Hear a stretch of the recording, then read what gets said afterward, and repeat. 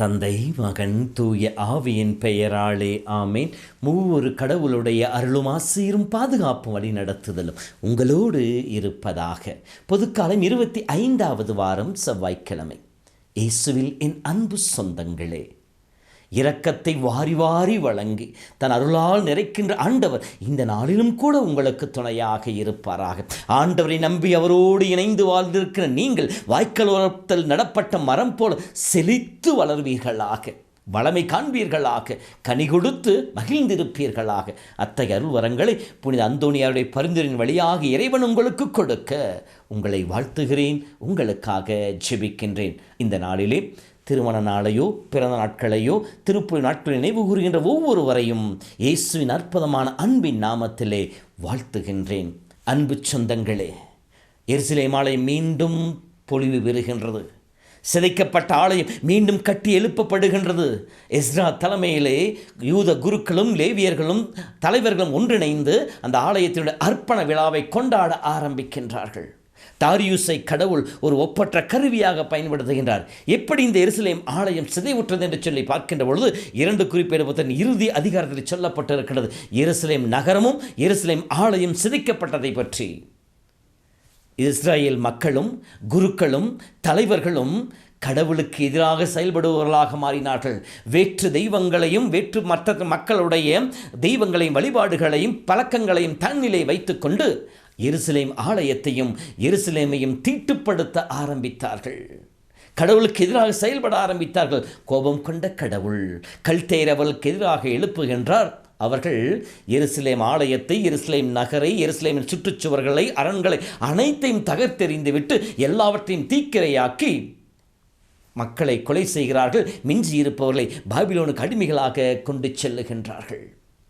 ஏறக்குறைய 70 ஆண்டுகள் பாபிலோன் அடிமைகளாக இருந்த அந்த மக்கள் இந்த பாபிலோனை பார்சிகள் வென்றெடுக்கின்ற பொழுது அங்கே தாரியுஸ் அரசன் அங்கே வருகின்ற பொழுது கடவுள் அவரை தன் கருவியாக பயன்படுத்தி இஸ்ரேல் மக்களுக்கு விடுதலை கொடுக்கின்றார். இப்படி விடுதலை பெற்ற மக்கள் அந்த தாரியுஸ் அரசனுடைய அந்த அனுமதியோடும் உதவியோடும் எருசலேம் ஆலயத்தை மீண்டும் கட்டி எழுப்புகின்றார்கள். இங்கே அர்ச்சிப்பு விழா மீண்டும் நடக்கிறது. அக்களிப்போடு மக்கள் மகிழ்ந்து கொண்டாடி கொண்டிருக்கின்றார்கள். இப்படி அந்த எருசலேமுடைய அந்த அர்ப்பணிப்பு விழாவிலே அவர்கள் செய்த முதல் காரியம் என்ன? பாவ பரிகார வழி ஒப்பு கொடுத்தார்கள். குலத்திற்கு ஏற்றார் போல, மக்களினங்களுக்கு ஏற்றார் போல ஆடுகளை பலியாக ஒப்பு கொடுத்து பாவ கழுவாய் பலியை ஏறெடுத்தார்கள் என்று சொல்லப்படுகிறேன். பாவத்தினாலே தான் இந்த எருசலேம் ஆலயம், எருசலேம் நகரம் முழுவதும் அழிந்து போயிற்று. ஆகவே நாங்கள் அடிமைகளாக இருந்தோம். இப்பொழுது எங்கள் நிலையை உணர்ந்து கொண்டு ஆண்டவரே உம்மை நோக்கி வந்திருக்கிறோம். மீண்டும் கட்டி எழுப்பி எங்கள் பாவங்களால் கரைப்பட்ட இந்த இடத்தை நாங்கள் தூய்மையாக்குமை நோக்கி மன்றாடுகிறோம் என்று சொல்லி இந்த பாவ கழுவாய் வழியை ஒப்பு கொடுத்தார்கள்.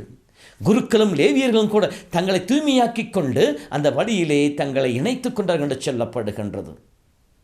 பாவ கழுவாய் அவர்களுக்கு புது வாழ்வை கொடுக்கக்கூடியதாக மீண்டும் ஒன்றிணைந்து மக்களாய் இணைந்து வாழ்கின்ற அந்த இறை திட்டத்தை நிறைவேற்றுபவர்களாக அவர்கள் மாறுகின்றார்கள். இந்த செய்தி நம்முடைய அன்றாட வாழ்விலே, நம்முடைய இன்றைய ஆன்மீக வாழ்விற்கும் நாம் கொண்டு வருகின்ற பொழுது நாமும் கடவுளை சாயலாய், கடவுள் உருவாய், கடவுள் ஆவியால் நிறைக்கப்பட்ட மனிதர்களாய், கடவுளை அப்பா தந்தாய் என்று அழைக்கிற உரிமை பெற்றவர்களாக நாம் படைக்கப்பட்டோம். நம் தாயின் கருவில் உருவாகும் முன்னே நம்மை உருகொடுத்து நம்மை பெயர் சொல்லி அழைத்து நமக்கு அருள் வரங்களை பொழிந்து நம்மை ஆசீர்வதித்த கடவுளை நாம் மறந்து போனோம். உலக இன்பங்கள், சிற்றின்ப ஆசைகள், உலக மோகம், இந்த உலகத்தின் மீது இருக்கின்ற பற்று, இவையெல்லாம் ஆண்டவரை மறக்கச் செய்தது. ஆண்டவருடைய புனித இடத்தை தீட்டுப்படுத்தியது. அவருடைய இல்லமாக இருக்கிற நம்முடைய உள்ளத்தை நாம் கரைபடுத்தினோம். இறை வார்த்தை சொல்வதை போல என் இல்லத்தை கல்வரின் குகையாக மாற்றிவிட்டீர்கள் என்று சொன்னதை போல நம்முடைய ஆன்மாவை கல்வரின் குகை, எல்லா விதமான அழுக்குகளும் நிறைந்திருக்க இடமாக மாற்றிவிட்டோம்.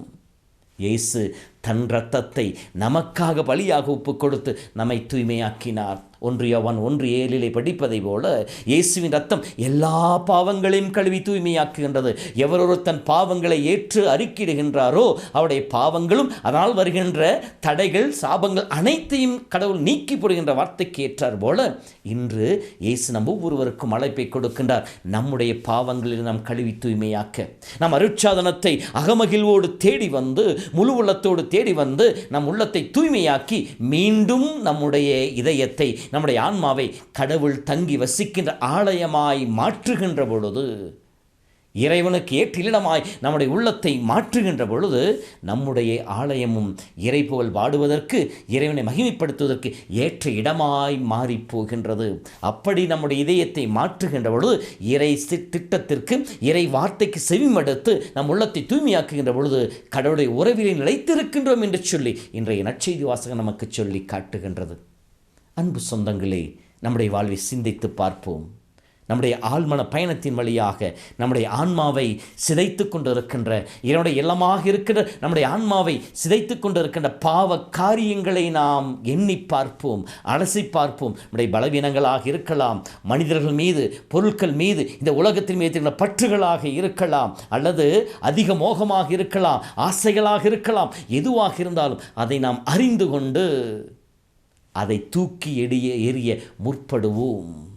அந்த தூக்கி எறிந்து மனமாற்றத்தின் பாதையிலே அடியெடுத்து வைப்போம். நம்மை தூய்மையாக்க நம்மையே வழிபொருளாக ஒப்புக் கொடுப்போம். ரோமர் புத்தகம் 12:1 பவுல் சொல்வார், உங்களையே உயிருள்ள வழிபொருளாக ஆண்டவருக்கு ஒப்புக் கொடுங்கள், அதுவே உகந்ததும் உன்னதமானதும் மேன்மையானதுமாகும் என்று சொல்லுவார். அப்போ நாம் நம்முடைய பாவ பரிகார பலியாக பொருட்களையோ மற்ற உயிர்களை அல்ல, மாறாக என்னுடைய ஆன்மாவை கடவுளுக்கு ஒப்புக் கொடுத்து ஆண்டவரோடு இணைகின்ற பொழுது நம்முடைய ஆன்மா மீண்டும் கட்டி எழுப்பப்படும், புது பொலிவு பெறும், புதிய ஆவியை, புதிய இயல்பை, அதாவது இயேசு கிறிஸ்து இயல்பை நாம் மீண்டும் ஆடையாக அணிந்து கொள்ளுவோம். அப்பொழுது அந்த இஸ்ரேல் மக்கள் அக்களிப்போடு அந்த ஆலயத்தினுடைய அர்ச்சிப்பு விழாவை கொண்டாடியது போல நாமும் ஒவ்வொரு நாளும் அகமகிழ்ந்து ஆண்டவன் புகழ் பாடுவோம். அத்தகைய அருளுக்காக இந்த நாளில் ஜெபிப்போம். மாற்றத்தை நோக்கி நம்மை திருப்புவோம். மாறியதை உணர்ப்பு விதத்திலே ஒவ்வொரு அருட்சாதனத்தை ஆர்வத்தோடு பங்கெடுத்து நம் உள்ளத்தை தூய்மையாக்கிக் கொள்ளுவோம். புது பொலிவு பெற்ற மக்களாய் இறைவனோடு இணைந்திடுவோம், இறை உறவில் வாழ்ந்திடுவோம். ஆண்டவர்களோடு இருப்பாராக.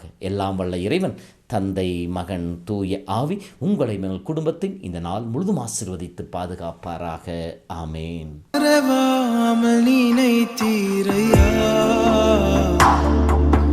மனதார நன்றி சொல்வே, என்னை மறவாமல் நினைத்தீரையா. மனதார நன்றி சொல்வே, இரவும் பகலும் என்னை நினைந்து இதுவரை நடத்தி